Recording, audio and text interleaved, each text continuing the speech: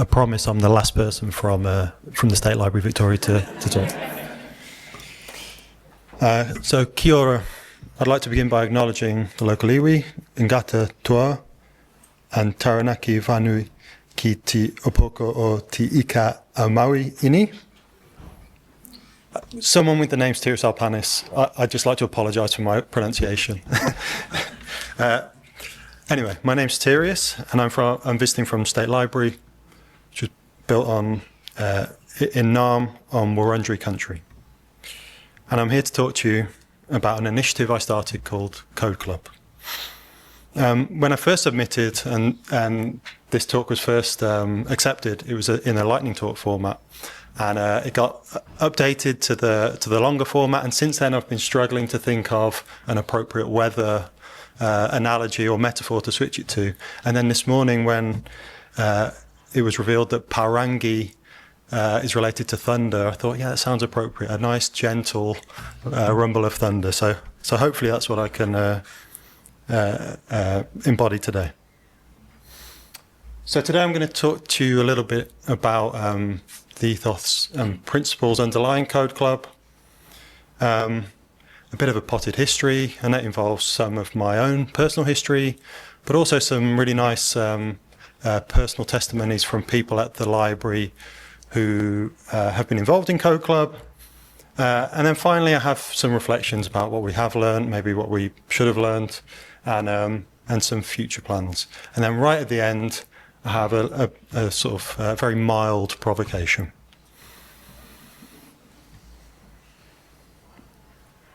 So,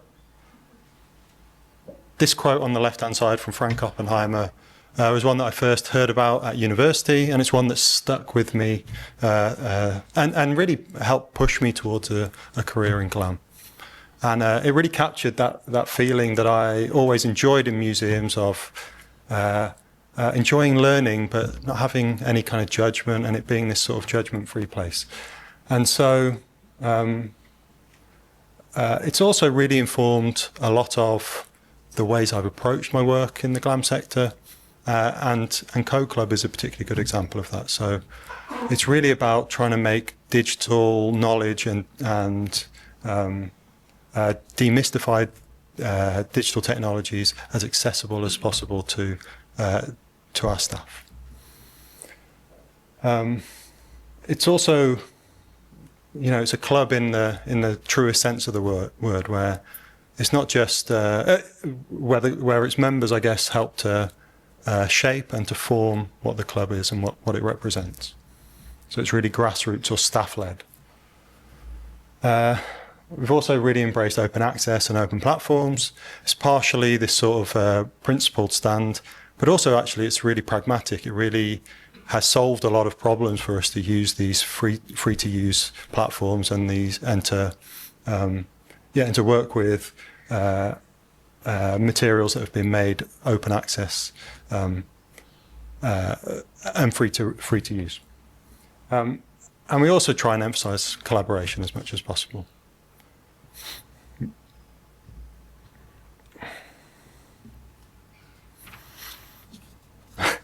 Okay, so the first version of Code Club was actually born during the first COVID lockdown in the UK at the British Library. And before I dive to it, these images, I was looking for a really nice image of the team that I worked with. I worked on like a digitalization project with 50 odd people. And actually I found these images, which were all taken around about the time of the lockdown, the first lockdown. So top left are these really confusing signs that the library tried to implement to encourage social distance. Or I actually don't know what it was for. Top right was this was just like the abandoned. That hallway was usually really busy with our team members, and it just felt very sort of bleak and lonely when I visited. Bottom right, the day before we went into lockdown, the canteen, they'd wrapped everything in cling film, including, these are apples and pears. And then, yeah, after a couple of months I visited, and we had these lovely potted plants throughout the library. And I guess it's like a lesson really, is I'd never really understood or never really thought about how they must be maintained and rotated. And so this was really nice to see that, it tried to find an escape. And this is actually a lift shaft here. So I'm not sure how many floors it traveled. But, hopefully this helps to remind us all what a weird time that was and how perhaps ill-equipped we were to deal with that moment. And particularly now where everything is hybrid and Zoom and Teams are really familiar, at that moment we really were not prepared. As I said, I was working on a digitization project where most of the staff were working with their hands and working with material and didn't even have, BL corporate laptops. So when we were asking people to work from home, we just didn't really have the things in place to help that. So I conceived this idea of having a code club.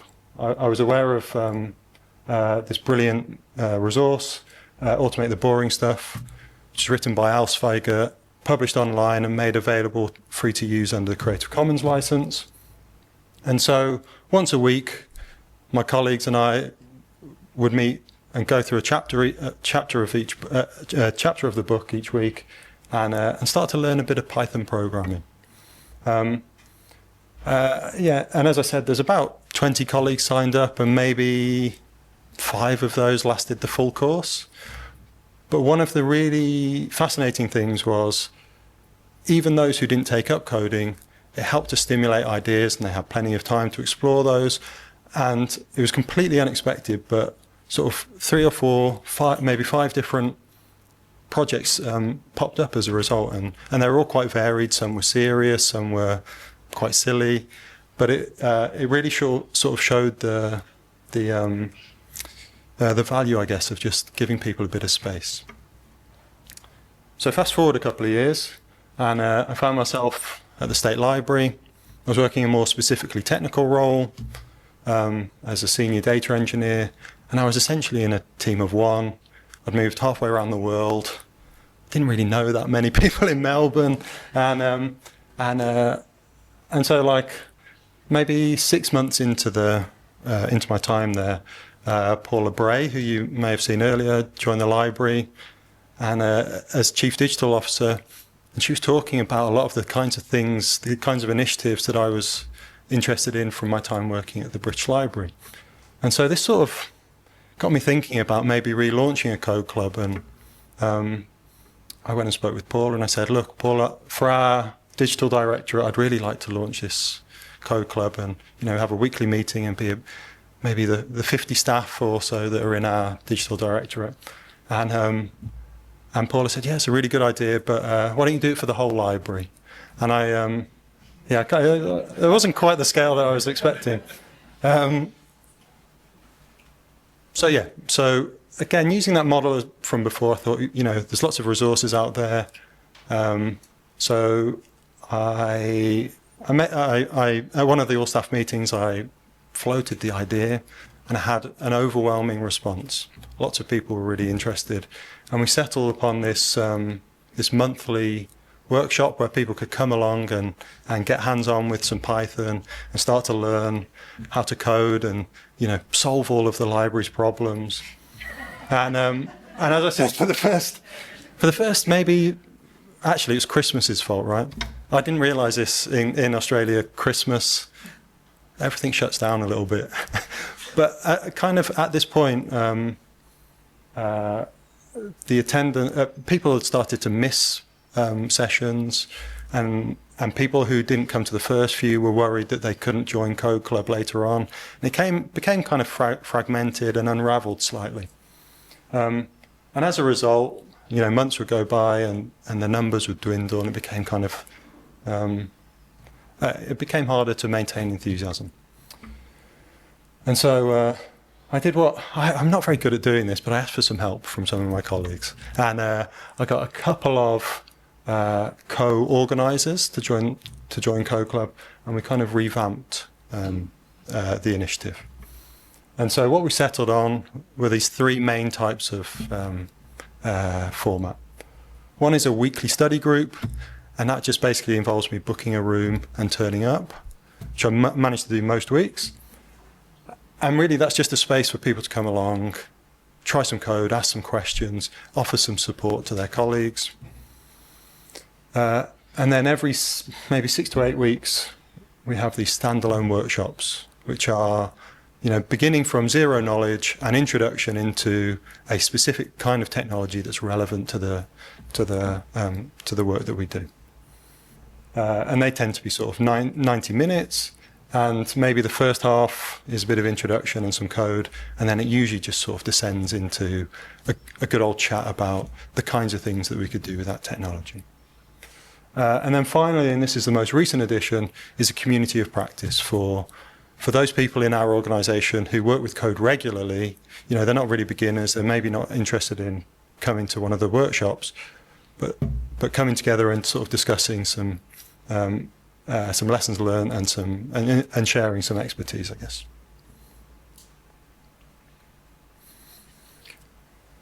So for this next section, I'm going to concentrate on some of my colleagues who have been involved in Code Club and their stories, and hopefully use that to sort of paint a bit of a picture of how effective it's been. So Susanna actually joined Code Club before Code Club even started. I was attending a lunchtime talk, and I overheard her talking to one of her colleagues about this Python problem that was really, doing her head in. And I turned around and said, I think I'm going to do this Code Club thing. And sure enough, she really latched onto it and said, yeah, you have to do it, and I'll come to every session.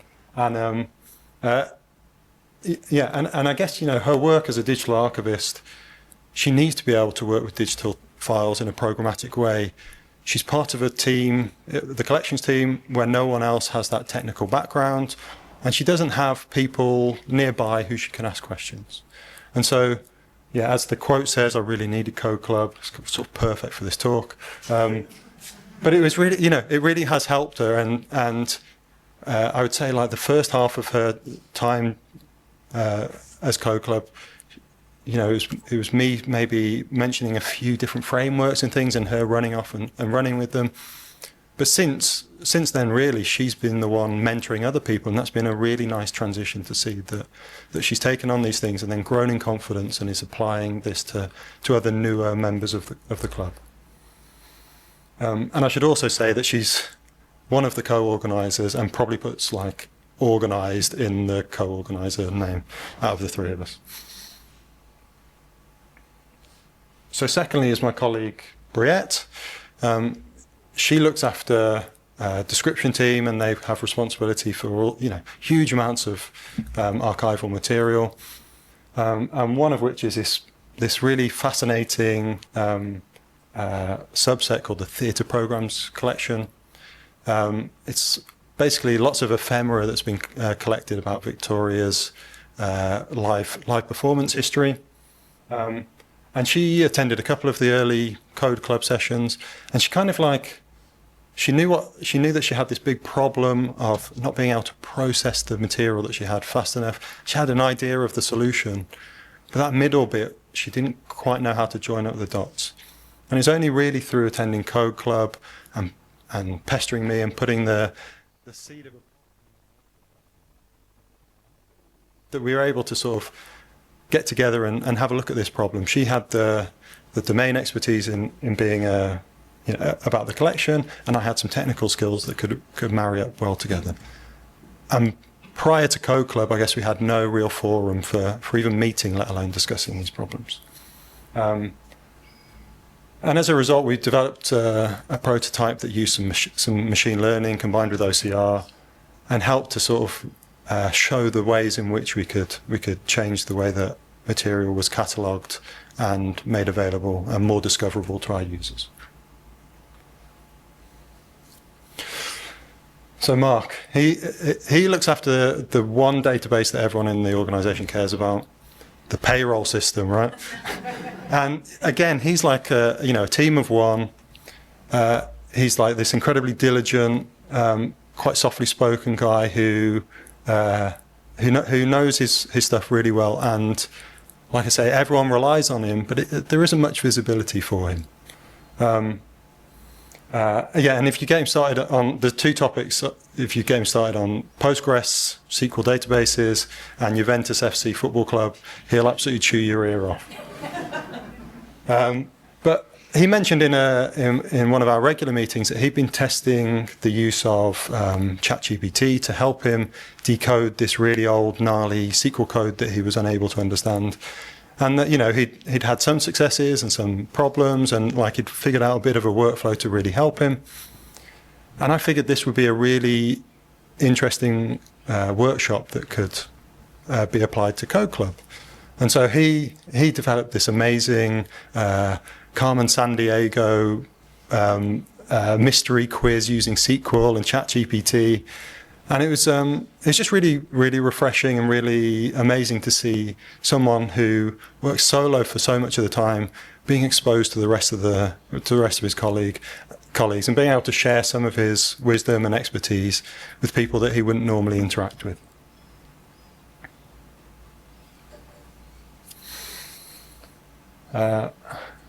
So Nick joined the library last year, and as Paula mentioned, the Mouthful of Dust project, Nick was the person who translated this incredible 3D model into a viable web experience. He's an incredibly talented developer and really knowledgeable. And he joined the library, and as soon as he heard about Code Club, he was he sort of understood the value of it, and he joined as a co-organizer too. Nick looks after a small group of developers, and he started to really see the problem, I guess, of having this distributed technical team where we have lots of developers working in isolation, working to their own standards in different languages, and not much of a forum for sharing sort of lessons learned and expertise. So with Nick's sort of impetus, we set up this community of practice, and we meet maybe once a month, and we talk about all the exciting things like GitHub standards and how to write a good commit message for Git. And it's still in its infancy, but it's been a really valuable way of bringing together different technical folk. And I guess when I first launched Code Club, I had this sort of idea that all the technical people would be a given, right? That they would come along to Code Club and they would just like disseminate their knowledge. But I don't know if you've ever met anyone that's technically minded. They tend to be they tend towards being, introverted. So this was actually a really nice way of getting them involved and sort of encouraging them to share their expertise.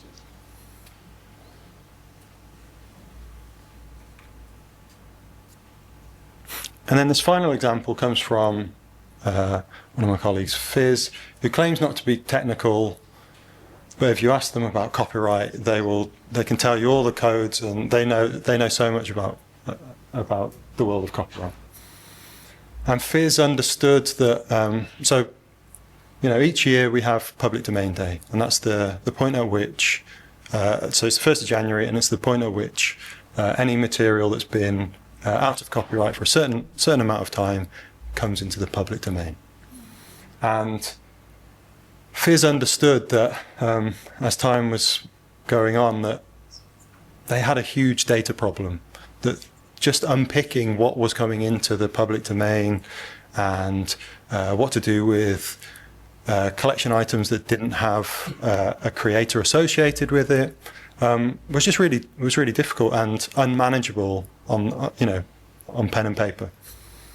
And so they began by coming along to a Code Club, and they soon realized that maybe writing code wasn't for them, and they sort of provoked us to see how we could help them. And we conceived of this hack event, and so that was bringing together, I think it was just under 30 people in total from across the organization, working in different departments to sort of react to these 4 challenge statements around copyright.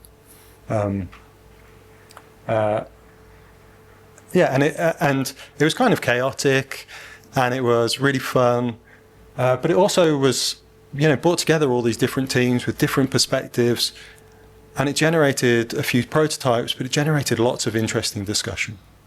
And so for Public Domain Day 2026, which is a big one in Australia because the rules around the amount of time lapsed come into effect.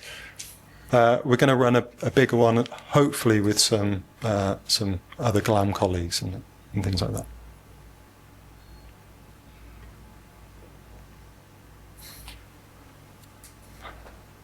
So, I don't want to say that I named this title Reflections just so I could use this picture.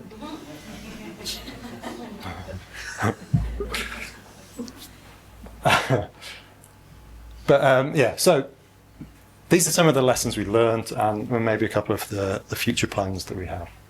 I think maybe I was a little bit naive where I thought at the beginning maybe everyone will get into coding just like I have. It will be like it will change the library.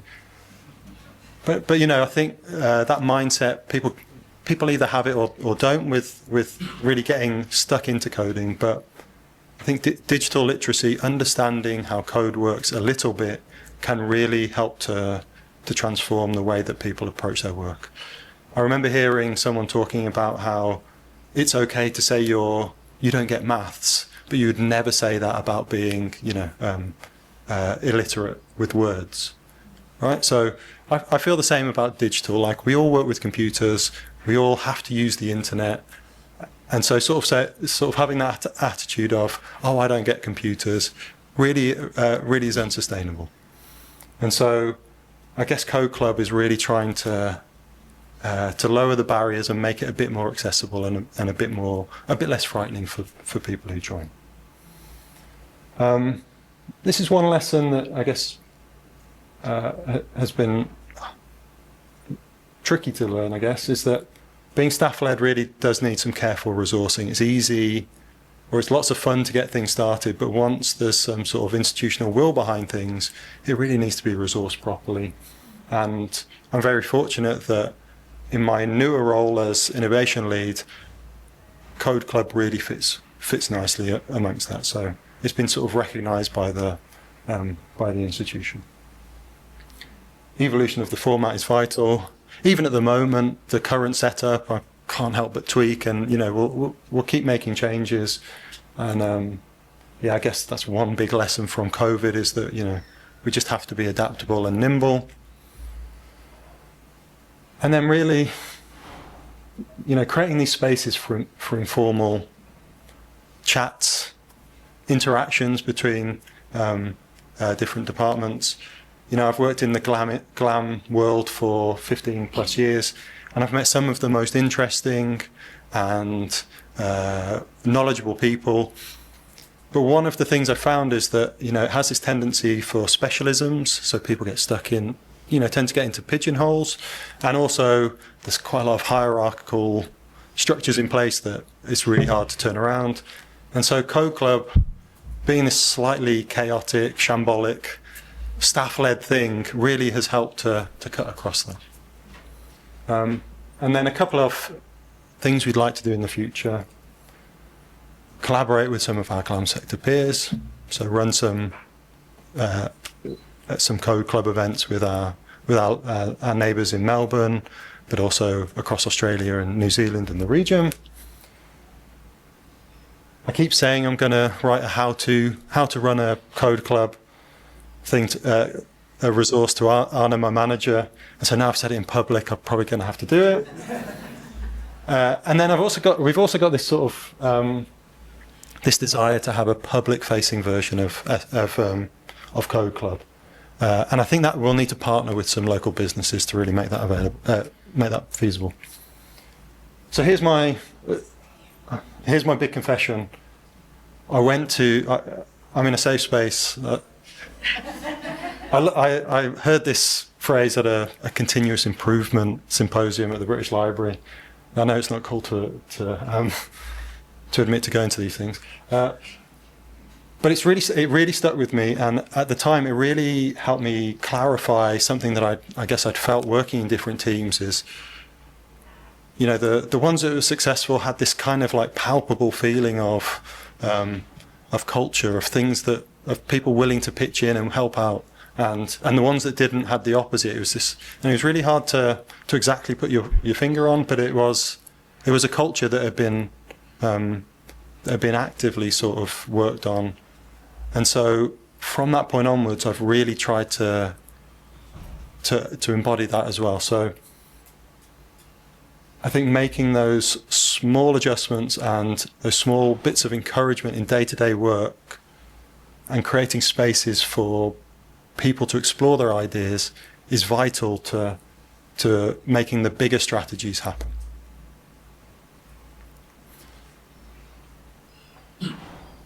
Finally, I just want to acknowledge the amazing pictures, other than the ones that I took in the British Library, were all created by one of my colleagues, Josip Yoon. He's an amazing photographer.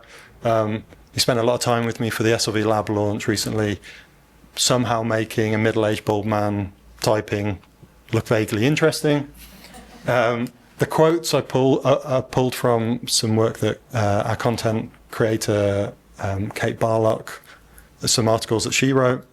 And I just also want to acknowledge my partner, who I've left at home with 3 kids under 4, and she didn't hesitate in encouraging me to come along and present here. Thank you very much.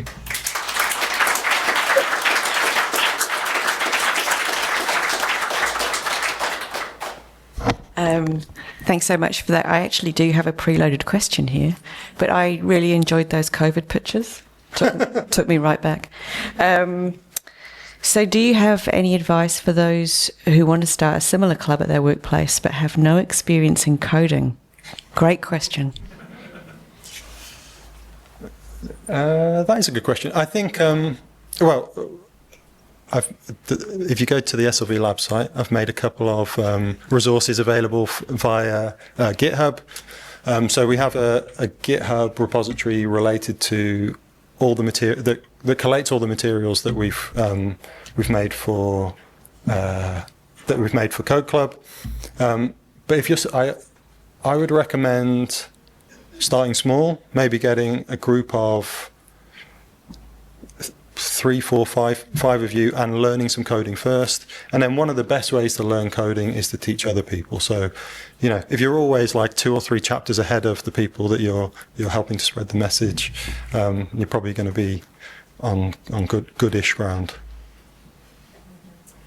At the risk of making myself unpopular, but to the respect all the people at the back there, we have to move on. So if you have burning questions, then you can track this man down at afternoon tea. But thank you so much. Thank you.